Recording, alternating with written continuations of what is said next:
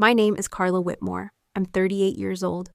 I work nights as a janitor at Jensen Combat Arts, a martial arts academy that teaches discipline, respect, and the illusion of honor. For 3 months, I've scrubbed blood off mats and sweat off mirrors. I don't speak unless spoken to. Most of the students don't even know my name. They just call me Miss C. What they also don't know is that the man standing in the center of that mat, the one with the black belt, the commanding voice, the reputation carved in stone, is my half-brother Victor Jensen. And last Friday, in front of a full evening class, he looked right at me and said loud enough for every belt color to hear, "Our janitor wants to fight," he laughed. Not the kind of laugh that invites you in, the kind that locks you out. Then cocky as ever, he added, "Hey janitor, wanna spar?" For fun, the room exploded. Laughter bounced off the walls like punches in a cage. Even the white belts giggled. I was standing in the corner with my mop dipping it into the bucket. I paused. I didn't say anything at first. Then I raised my head. I looked at him. I looked at the mat I'd cleaned 100 times. I looked at the faces sneering at me as if I'd walked into the wrong world. And I said, "If I win, you tell them the truth." The laughter stopped, but not because they understood. They didn't know I was once a Marine. They didn't know I was once a national-level hand-to-hand combat instructor. They didn't know I had stood in war zones while Victor stood in press rooms. And most of all, they didn't know I was his sister. Victor's grin widened, thinking I was joking. He played it off like a stunt, like he was doing me a favor by letting me embarrass myself in front of 20 sweaty, overconfident students. He gestured dramatically. "Ladies and gentlemen, gather around. This will be enlightening." And they came, the purple belts, the browns, the girl with her camera half raised, the guy who thought he was next in line to be head instructor. They circled us like spectators at a circus. No one noticed how I placed the mop against the wall. No one noticed how I slid off my gloves and quietly adjusted the weight on my heels. This wasn't about fighting. This wasn't about belts or rank or titles. This was about finishing something that was never allowed to begin. Victor hadn't recognized me, not truly. Not when I walked through the doors. Not when I swept his floors. Not even now, standing 10 feet in front of him. But in the next 6 minutes, he would remember everything. So would they. They jeered. I said nothing, but what happened next left everyone speechless. Their faces went pale. His smile disappeared. And finally, I stepped onto the mat. Not as a janitor, not as his sister, not even as a former Marine. I stepped on as a woman who had been forgotten, betrayed, and underestimated, and who had come back not for revenge, but for truth. Because you can lie to the world, you can lie to a room full of students, but when you're face to face on the mat, the truth fights for itself. 14 years in the Marines changes everything: your posture, your tone, the way your eyes scan a room. When I came back to the city, I was a different person. Not better, not worse, just quieter. I didn't go home because there was no home left to go back to. The house we grew up in was gone, sold, stripped down, replaced with a parking structure and a cold plaque that said Jensen Center for Combat Excellence. That name, Jensen. It used to be our father's name. Now it belonged to my half-brother Victor Jensen and his martial arts empire. So I walked into his building wearing a gray hoodie and a pair of boots that had been to more countries than most passports. I didn't tell them who I was. I didn't ask for recognition. I asked for a job. Night janitor? No eye contact. No questions. Just cleaning supplies, a key card, and silence. They gave it to me without a second glance. And for 3 months, that was my life. I arrived after hours when the students left and the lights dimmed to save electricity. I swept under punching bags, cleaned scuff marks off the walls, and disinfected mats stained with the day's sweat. I didn't speak unless spoken to. At first, no one spoke. Then came the nods, then the occasional "Thanks, Miss C," but never my full name, never Carla. I didn't mind. I preferred the anonymity. It let me watch without being watched. From the locker rooms, I'd hear Victor's voice over the intercom, booming, confident, full of the same charisma he had as a kid. Back then, he could talk his way out of anything. Now he talked like he owned everything. He taught technique well. I won't lie. His instruction was sharp. His control was precise. The students respected him. But the one thing Victor never learned, not from our father, not from any master, was how to respect people beneath him. He spoke to lower belts like they were replaceable. He demanded obedience from anyone he could intimidate. And worst of all, he smiled when he corrected people in front of a crowd. That's how I knew nothing had changed. The same boy who once told me I wasn't real family because my mom wasn't his mom. The same boy who refused to let me join him in karate class because girls don't belong there, was now a grown man with a dojo, a microphone, and a selective memory. I never told him who I was. Not when I mopped the corners of the training floor where he gave speeches. Not when I saw the plaque with our father's name etched underneath his. Not even when I stood 15 feet away organizing gear and he looked right through me like I was part of the wall. He didn't recognize me. Or maybe he chose not to. That's the thing about people like Victor. They remember who benefits them and forget who doesn't. But I remembered everything. The birthday he missed because he was too busy with a tournament. The phone call he never returned when I was shipping out. The voicemail he left after selling our father's house. I thought you died over there, Carla.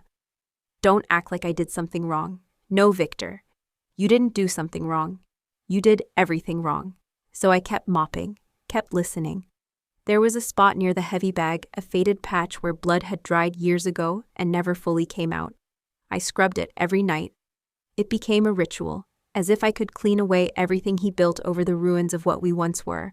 And every time I passed by that spot, I whispered the same thing to myself like a prayer or a reminder. He teaches how to fight. But he never learned how to stand still long enough to listen. In the Marines, we had a saying, victory without honor is just ego with better PR.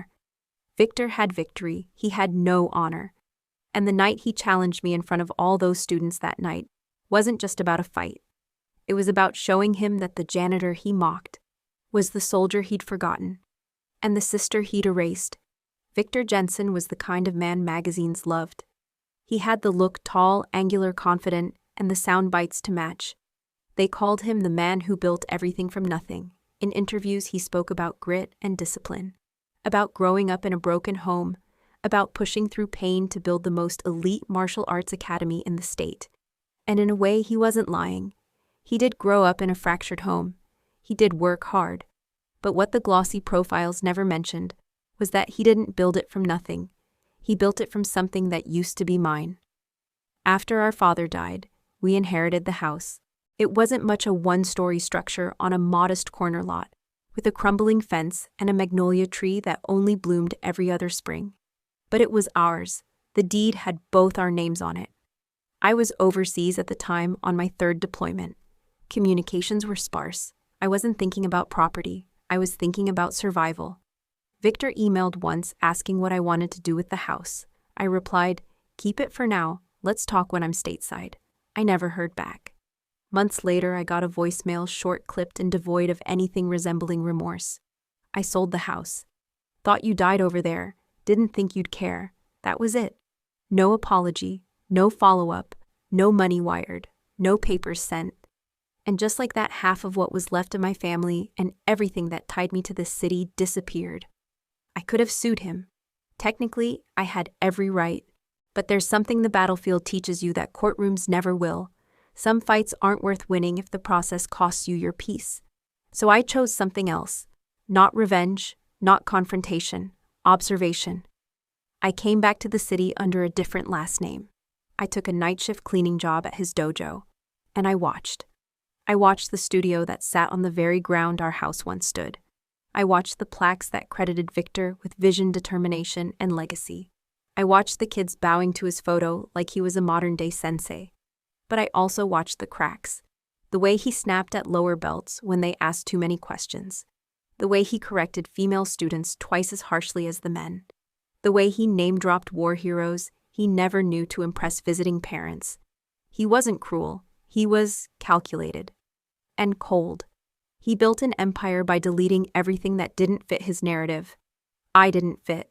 Not when we were kids and I beat him in our first backyard wrestling match. Not when I joined the military and he stayed behind. Not when I left for war and came back with scars instead of medals.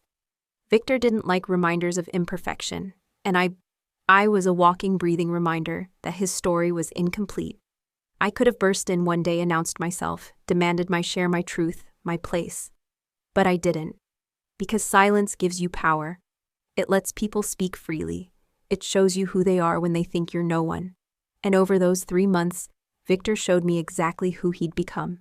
He was no longer my brother. He was a brand. But brands don't bleed.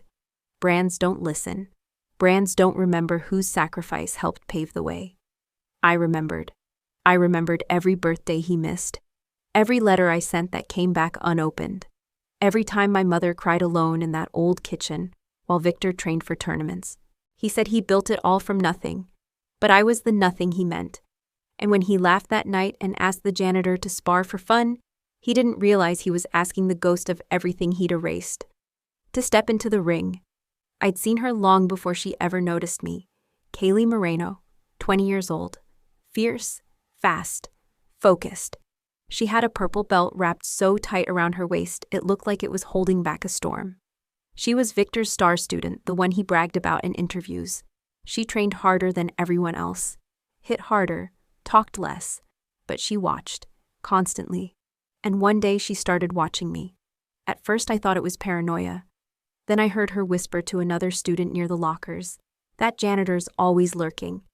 I bet she's from that rival studio across town." The kid laughed. She didn't, she meant it. To her I wasn't just invisible, I was suspicious. I didn't blame her. The best students learn to read patterns. And mine didn't match what they expected. I never looked tired after 8-hour shifts. I never wore earbuds or stared at a phone.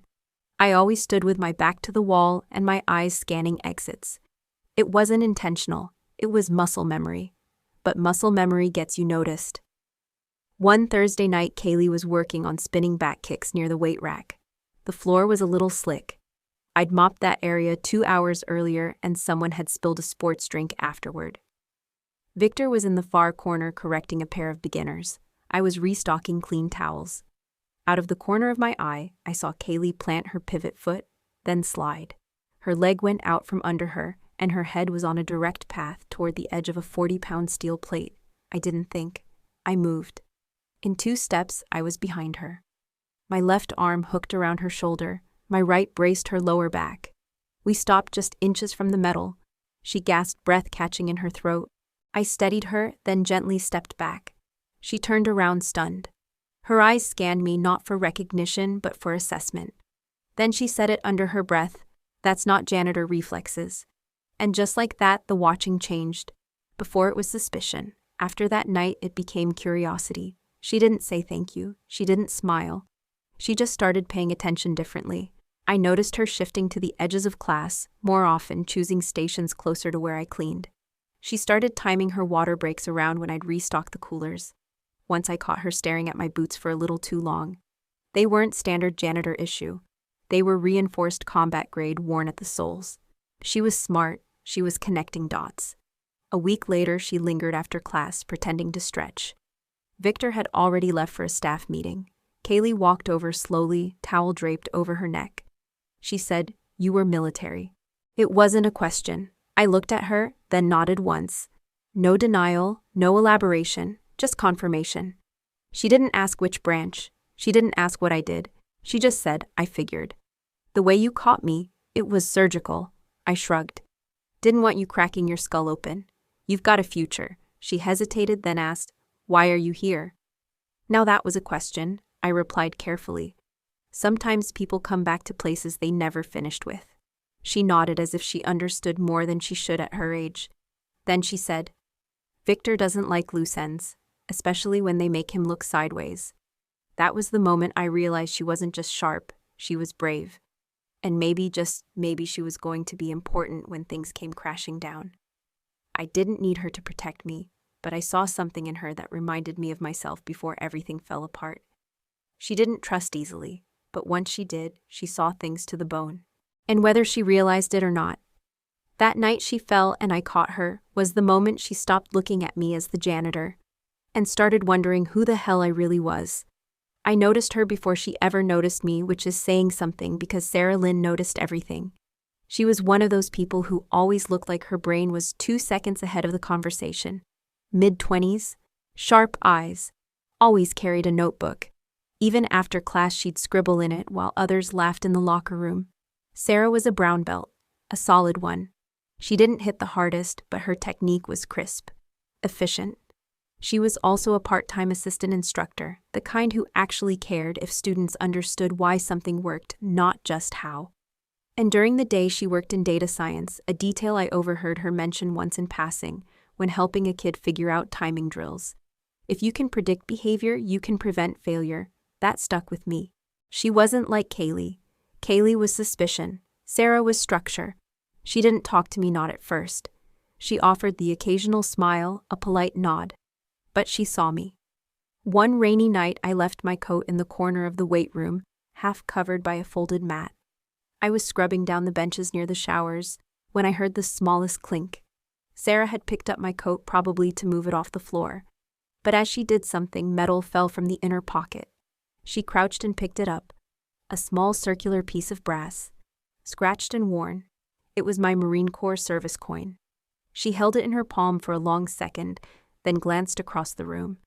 I didn't move, didn't say anything. She slipped it back into the coat, placed the coat neatly on the bench, and walked away. But her eyes weren't the same after that. The next day she stayed after class, alone, no notes, no students, just her and her phone. She sat in the corner back against the wall, typing something in and frowning. Later that week I saw her watching me again, not in judgment, not in suspicion, but in calculation. I knew that look. That was the look of someone who found a thread and couldn't stop pulling. That night I caught her lingering outside the storage closet where I kept cleaning supplies. She didn't speak right away. When I looked at her, she hesitated. Then she asked Whitmore, "That's your name, right?" I paused. Then gave a small nod. Her voice dropped to a hush. "You were in the Marines." Again, no denial. She exhaled. I looked. Couldn't find much. But there's a photo blurry of a ceremony in Iraq. A medal being pinned. Nameplate almost invisible, but there's a Whitmore stitched on the uniform. She tilted her head. "Is that you?" I didn't answer. She didn't press. Instead, she said, "You were in a war. And now you mop sweat off mats while kids pretend to understand discipline." There was no bitterness in her voice, only confusion. I said quietly, "Some people come home. Some people stay at war. And some come back but stay quiet." She nodded. Then she said something I didn't expect. "You had every right to show up with a story. Instead, you chose silence." I met her eyes, calm, steady. I didn't come back to be known. I came back to know something for myself. From that night forward, Sarah watched less like an analyst and more like a protector. Not openly, not dramatically. But when Victor barked at students too sharply, she took mental notes. When I walked into a room, she offered a silent nod, never forced. She never told anyone what she'd found. She just understood in a way few ever did, that some people fight with noise. And some fight by choosing not to speak. Until it matters most. The problem with staying invisible too long is that people start to forget you're there until one day you're suddenly everywhere. And Victor had begun to notice. I wasn't doing anything out of line. I kept to my schedule, cleaned, restocked, stayed out of the way, but Kaylee was watching me. Sarah was watching me. And lately, so was Victor. At first it was the glance over the shoulder kind of watching, the kind where you think someone's familiar but can't quite place them. Then it turned into the prolonged stare when I passed through the training floor during sessions, the slight pause in his speech, the half-second break in his rhythm. One evening, I walked into the storage closet to refill the disinfectant bottles. When I stepped out, he was waiting, leaning against the wall with his arms folded, posture, casual expression. Not. He didn't smile, didn't pretend. He said, "You've been spending a lot of time near my students." I held the bottles tighter, didn't respond. He took a step closer. "You know this is a dojo, not some place for people with mops to pretend they belong in the conversation." His voice wasn't loud. It was low, controlled, threat disguised as policy. I looked up. Finally, our eyes met. I didn't say a word. But whatever he saw in my stare, it made him pause. Just for a beat, but long enough. He straightened slightly, adjusting his tone. "Don't mistake kindness for tolerance. I gave you this job out of charity. Lie. I was hired by an assistant manager while Victor was out of town, but men like Victor rewrite truth when it suits them." He leaned in. "You've got a good gig here. Don't push it." I could feel his breath. Still I said nothing. Because silence isn't submission. Silence is space. And in that space, I let him sit with what he couldn't understand. Something shifted. He stepped back just half a foot. Barely noticeable. But to someone trained to observe combat stances, it was a withdrawal. I uncapped the bottle and started spraying down the bench behind him. Not because it needed it, but because I was done with the conversation. He stood there a second longer, as if waiting for a reaction. When he didn't get one, he turned and walked away. I didn't look back, but I knew that moment wasn't over. It was banked.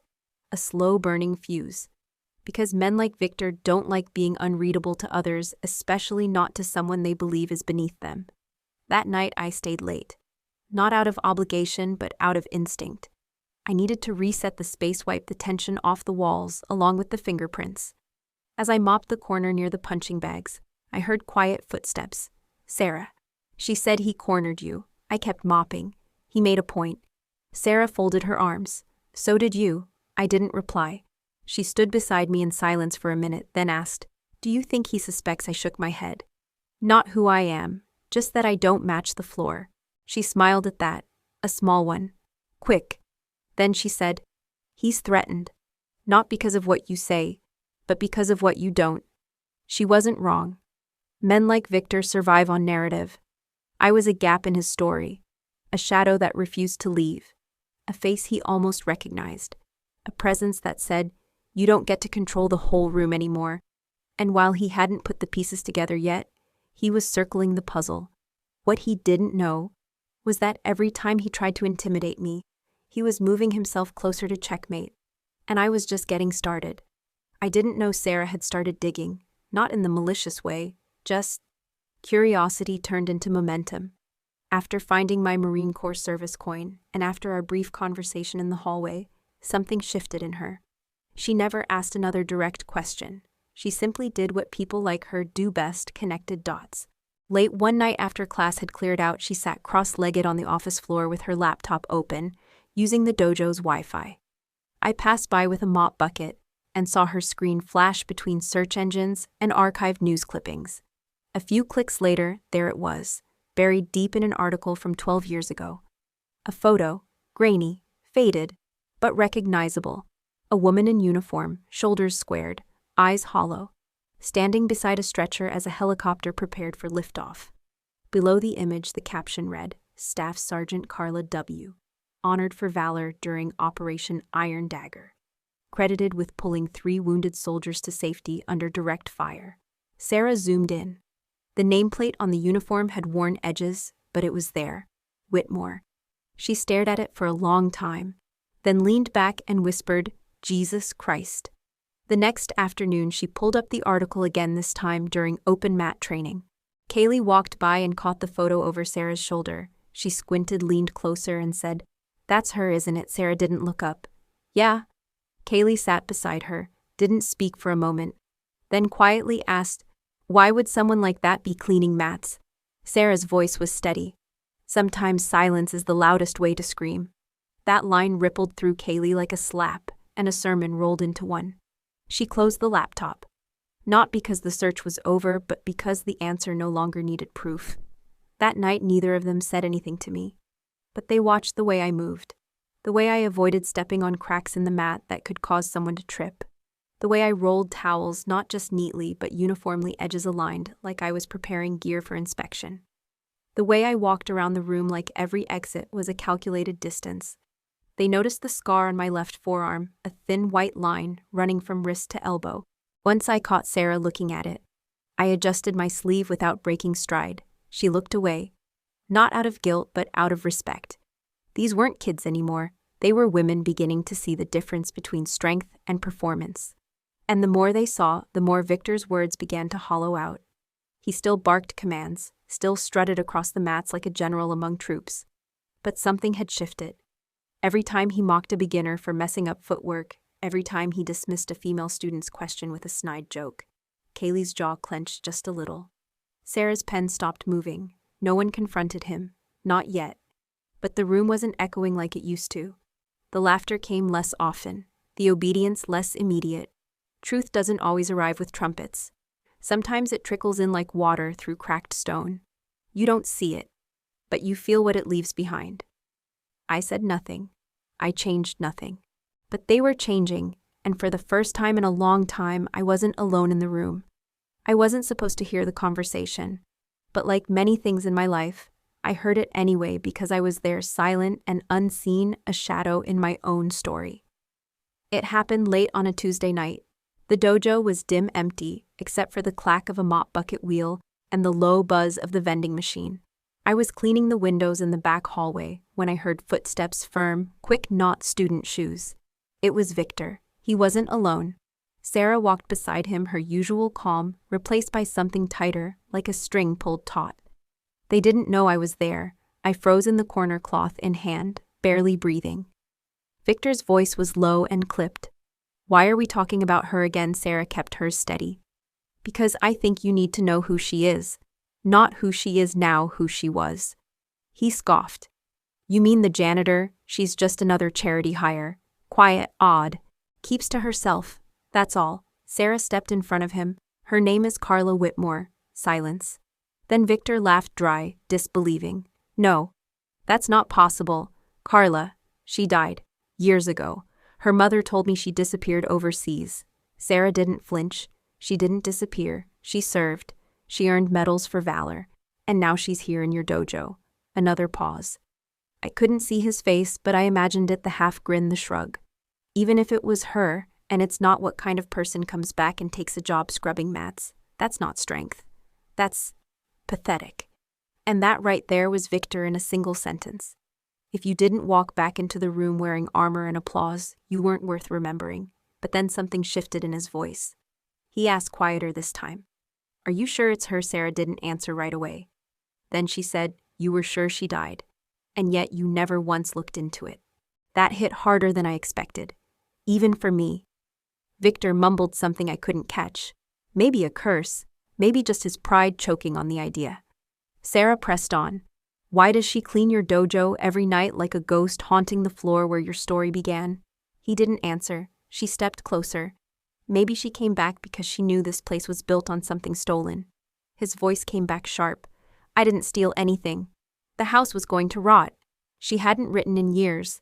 I thought Sarah cut him off. You thought she was gone, so you erased her. That sentence echoed in the hall like a gunshot. I stood still, cloth in hand, breathing through my nose. I wasn't angry. I wasn't sad. I was ready. They walked away after that. No resolution, no agreement, just footsteps fading down the hallway. When I returned to the mats, Sarah glanced at me. She didn't speak, but her eyes asked the question. And I shook my head once, a small motion, but enough. Let him say it himself, or let the mat say it for him. Because people like Victor don't believe stories told in private. They believe in spectacles, in silence broken in front of an audience, in power measured by who hits harder or who stays standing. He wouldn't believe it was me until I moved the way he remembered, until I stood in front of him and took his pride apart with precision. The truth was out. It was hovering now in Sarah's mind, in Kaylee's curiosity, in Victor's denial. But it hadn't landed yet, not fully. And until it did, I would wait. One more day, one more night. Because the truth doesn't knock. It steps onto the mat and leaves footprints too real to ignore. The floor beneath my bare feet felt no different than it had the hundreds of nights I cleaned it. But now I wasn't here to clean. The mat belonged to no one tonight. And that was precisely why I stepped onto it. Victor was already there, grinning, relaxed, cocky. He wore his black belt like a medal, his name stitched across the hem in gold thread. I wore the same janitor uniform I always did. No belt, no patches, just sleeves rolled up and shoes off. The students lined the edges of the dojo, whispering. Most didn't even understand what was happening.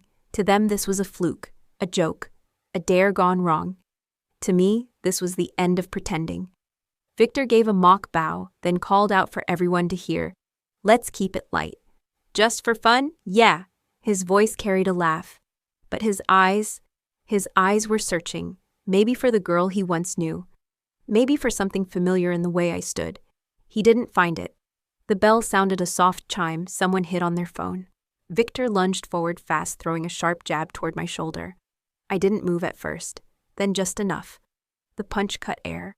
I tilted my head and whispered just loud enough for him to hear, "You always tighten your shoulder before you jab." He blinked. I stepped to the left. He reset, feinted, then threw a right cross. Again, I slipped out of range, letting the force pass within inches of my jaw. "And you flare your elbow too much. It gives you away." He frowned now. The crowd chuckled nervously. Some thought this was choreographed. Others looked at each other in confusion. Victor pivoted and aimed a low kick. I stepped back just enough for it to miss. "Still leave your left ribs open. You did that when we were 12. His legs snapped back. His fist tightened. "Who the hell are you?" he hissed. I didn't answer. He came in again, this time with a fury behind his hands, a flurry of hooks, body shots, and feints. Each one I read. Each one I moved. Minimal effort, no flash, just angles and breath. The students fell silent. You could hear their sneakers shift on the polished wood. He tried to clinch. I ducked under and pivoted behind him. "You forget to guard your neck when you're angry." He turned, breath ragged now. "Stop talking like you know me." I met his eyes. "I do know you. More than anyone here ever will." He swung again, a wild, frustrated punch. I stepped in, this time not away. My hand rested gently on his chest as he froze mid-motion. I looked him in the eye. "I gave you the house. I left you the keys. I wrote to you from Kandahar. You never wrote back." He staggered a half step, the punch falling limp. The room was frozen now. No one moved. No one spoke. Even Kaylee, arms folded, was staring with her jaw slightly open.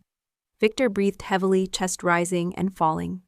He whispered, "Carla." I said nothing, just gave a single nod. He stepped back like someone had struck him. "No. You're supposed to be gone." I tilted my head. "You believed what you wanted, because it was easier than owning what you did." He backed into the center of the mat, eyes wide. He looked around the students, staring, Sarah holding her phone mid-record. He looked small. This isn't how it was supposed to go." I walked to the edge of the mat, picked up the mop I had leaned against the wall. Then I turned to face the crowd.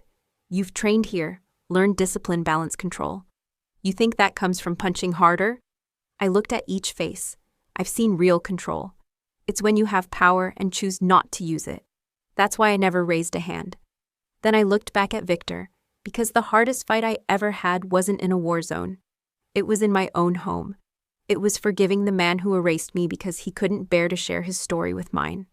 Victor's knees softened, but he didn't collapse. He stood there, all his belts and titles meaning nothing now. Because the crowd no longer saw a champion. They saw a man who had been dodged by every strike of truth. And they saw me, a janitor, a soldier, a sister, still standing. Unbeaten. Victor's arms were still up. But he wasn't fighting anymore. His fist trembled slightly, not from fatigue but from something deeper. Shame. Realization.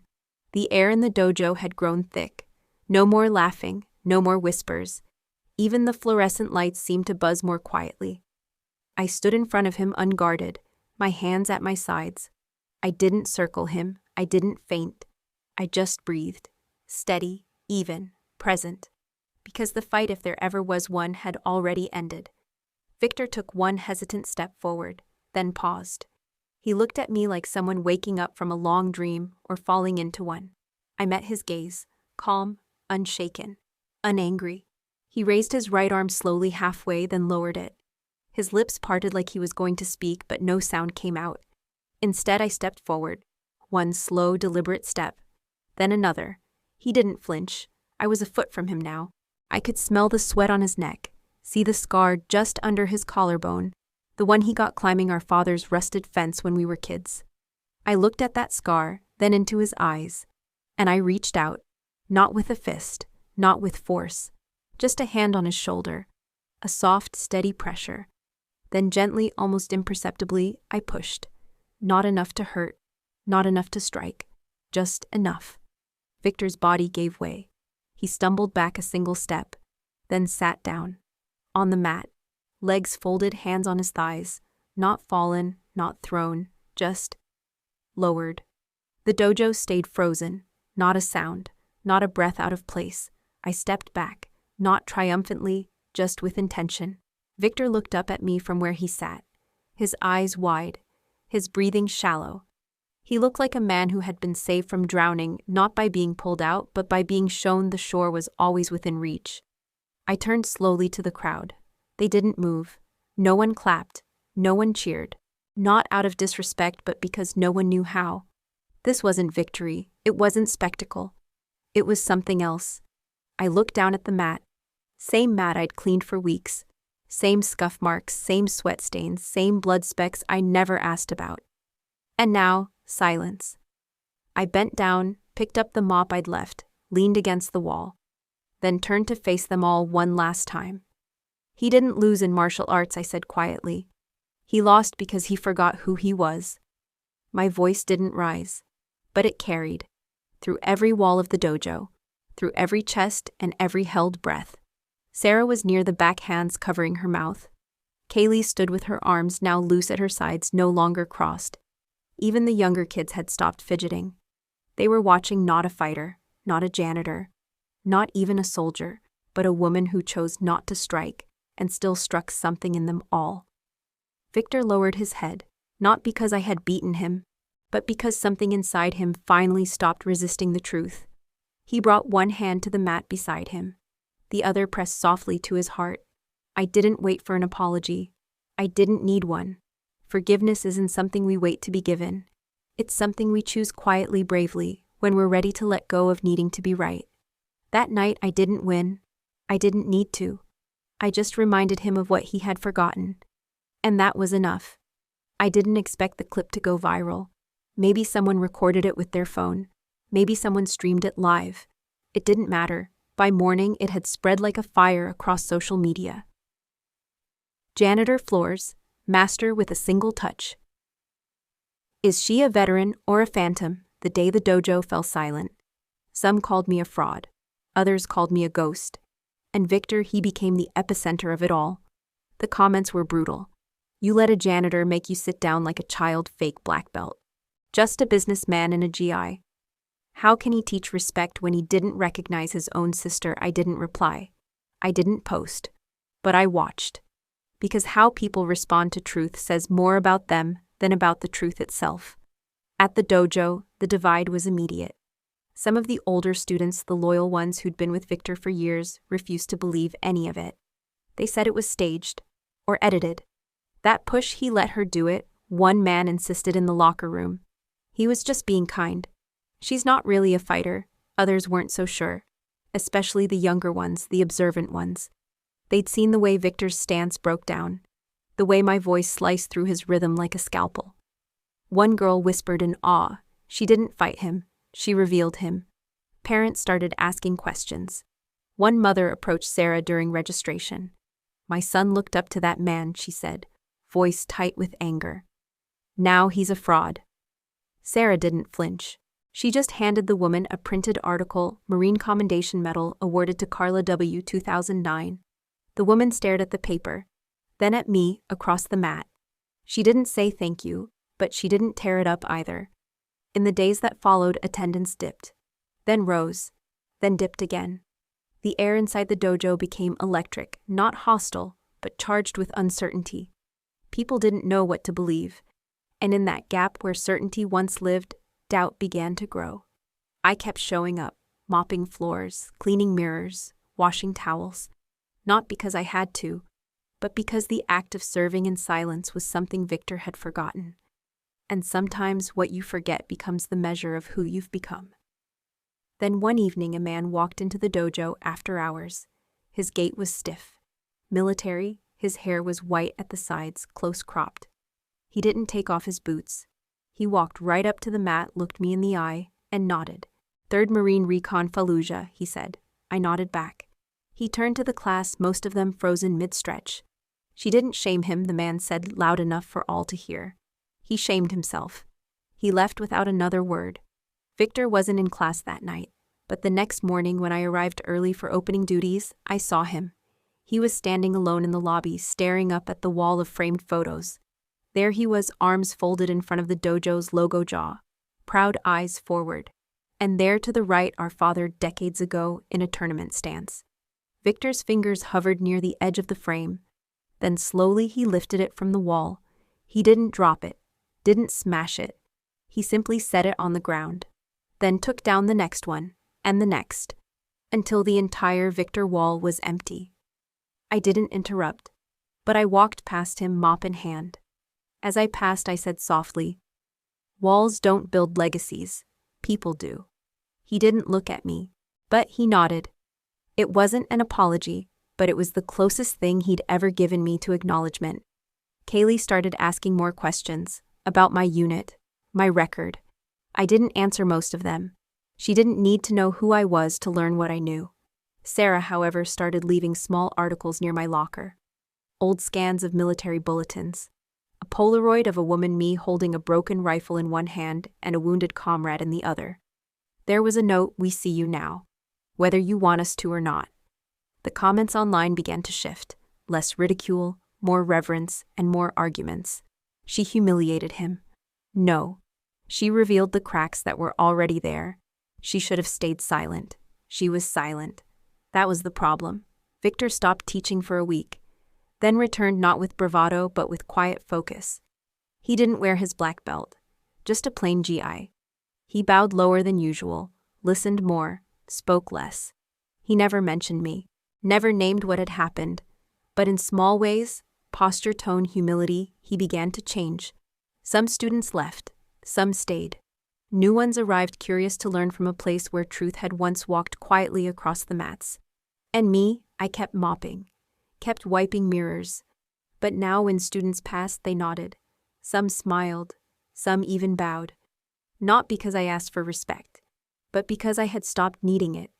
I never set out to teach again. Not after what I'd seen, not after what I'd survived. I thought I had left everything behind: the uniform, the medals, the stories. But sometimes life taps you on the shoulder when you're cleaning a mirror and says, "You're not done yet." It started with a question. Sarah approached me one evening after class, notebook in hand, eyes shining with something I hadn't seen in a long time, reverence without idolization. "Would you ever teach something else?" she asked. "Not combat, not technique, but the stuff between the fights." I raised an eyebrow. "You mean life?" She nodded. She called it mental defense. I didn't say yes that night, but I didn't say no either.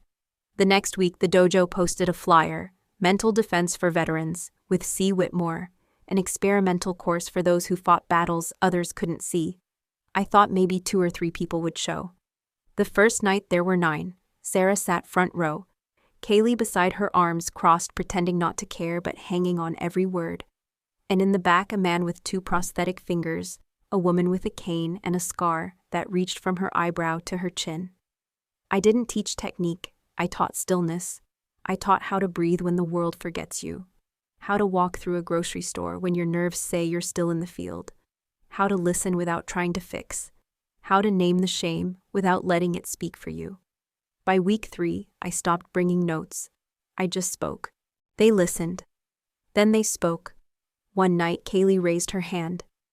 "You said the battlefield doesn't end when the war does." I nodded. "So how do you win a war that never ends?" I paused. Then I answered. "You stop trying to win. You try to understand." Word spread. People started referring to the back room of the dojo as Carla's circle. No mats, just folding chairs. A kettle for tea. Sarah brought a plant. Someone else brought soft lighting. One night I caught Victor watching through the window. He didn't come in, not at first. But the next day he approached me in the supply room. "I opened a space," he said. "A smaller dojo, near the West End." I raised an eyebrow. "Another franchise." He shook his head. "No branding, no fees." He hesitated as if swallowing something bitter. Then he said, "It's for women. Women who've been through hell. Who need to learn how to feel strong again." I studied him. The same man who once looked through me was now looking at me. "Why now?" I asked. He didn't flinch. "I don't want redemption," he said. "I want to become useful again." It wasn't an apology, but it didn't need to be. The following month I visited the West End dojo. It was small, 1 room, no mirrors, no trophies. Just soft pads, neutral tones, and sunlight spilling through the high windows. There were no shrines to Victor's glory. Just a single quote painted on the wall. "Power is not in the fist. It's in the choice not to clench it." That one I knew was his. When I entered, one of the women stood up nervously. "Are you here to teach?" she asked. I shook my head. "I'm here to witness." She smiled. It was enough. At my own class, numbers continued to grow, but I capped it at 12. I didn't want rows. I wanted circles. Kaylee became a regular. Then a helper. She'd open the doors early, bring pastries, crack dry jokes that made the room feel human. One night she lingered after everyone left. "You know," she said, "when I first met you, I thought you were weak." I laughed. "You weren't wrong. I was, just not in the way you thought." She nodded, then asked, "Do you miss the battlefield?" I thought about it. The adrenaline, the chaos, the clarity of knowing exactly who you were and why. Sometimes, I admitted, but not as much as I miss silence that doesn't feel like punishment. She didn't ask more. She just left a folded napkin on my desk with 3 words scribbled on it. "You gave that back." Victor came to my class once, sat in the back, didn't speak. When it ended, he walked up and handed me a book. It was our father's old training manual. Inside a note he taught us to hit. "You taught me to hold. No signature, just a date." I placed it on the shelf behind me, not as proof, but as presence. We don't need to be recognized to be real. We don't need titles to be useful. We just need to show up fully, quietly, and without demand. That's legacy. Not what people remember you for, but what they become because of you. And if a janitor, a soldier, and a forgotten sister can become that, then maybe anyone can. The mats were quiet now. No grunts, no thuds, no shouting instructors. Just the hush of a Tuesday night and the soft hum of the overhead lights. I stood in the center of the dojo, mop in hand bucket nearby. It had become a ritual. Even now, especially now, I cleaned the floor. Not because no one else would, but because something about it grounded me. It reminded me I was never above the work. A few students passed by the glass wall and nodded respectfully. Not with pity, not with disbelief, just simple acknowledgement. No one asked why I was still doing this. No one looked twice. I liked that, because it meant they finally understood the hands that hold a mop can also hold a life together. I finished the last line across the mat, rinsed the mop, and wrung it dry. As I reached for the towel to wipe the corners, something shimmered near the bench. My Marine Corps badge. It had fallen out of my locker days ago. I thought it was gone for good. Someone had found it. Someone had placed it here, not in a frame, not on a pedestal. Just here quietly, waiting. I picked it up and felt the metal's familiar chill. It didn't feel like triumph. It felt like memory. I remembered the desert, the night skies without sound, the heat that made your skin forget it was human. And I remembered the day I made the call, the one that saved 3 men and nearly cost me my spine. They gave me the badge, but they didn't know I was already bleeding on the inside. Still, I wore it, until one day I didn't, because I wasn't trying to be remembered anymore. I just wanted peace. Victor hadn't returned to my class, but that was okay. Redemption isn't always about circling back. Sometimes it's just stepping aside to let someone else move forward. Last I heard, his free dojo had grown, a waiting list, donations. Women who once hid behind sunglasses now holding their heads high. Someone asked me once if I'd ever forgive him. I smiled. I already did. Not out loud, not in a letter, but in the space I left for him to figure it out on his own. Back at the center of the dojo, I sat down, cross-legged, still, hands resting on my knees. The badge sat beside the bucket. I didn't tuck it away this time. I let it breathe. I looked at the floor, so clean now you could see the lights reflect. And I whispered to no one I didn't win that night because I was better. I won because I didn't strike. I closed my eyes. And for the first time in years, the silence didn't ache. It hummed, like a song only the floor remembers. Fade out on a pair of calloused hands, one resting on a folded badge, the other gently squeezing a damp towel. Not to wipe anything away, but to remind myself I am still here, and I am whole. Before we say goodbye, I want to leave you with something. Not a lesson, not a moral, just a moment to breathe, a moment to remember, a moment to ask yourself, what kind of strength do you carry even when no one sees it? Because if you've watched this far, I know something about you already. You believe that quiet stories still matter. You believe that kindness is power, and you believe maybe deep down that healing is possible. So before we part ways, we'd love to know, where are you watching from? Is it a quiet morning with a warm cup of coffee, or a late night where stories like this keep you company? Let us know in the comments. We read everyone with gratitude. And if Carla's story touched your heart, if it reminded you of someone you love, or someone you used to be, please consider subscribing to this channel. Not just to hear more stories like this, but to be part of a community that still believes in second chances. A place where honor isn't worn, it's lived. Where wounds don't disqualify you, they deepen your strength. Thank you for spending your time with us today. Wherever you are, we hope you carry this story with you. And remember, sometimes the miracle doesn't knock on your door. It waits quietly until you're ready to open your heart. Take care, and we'll see you in the next story.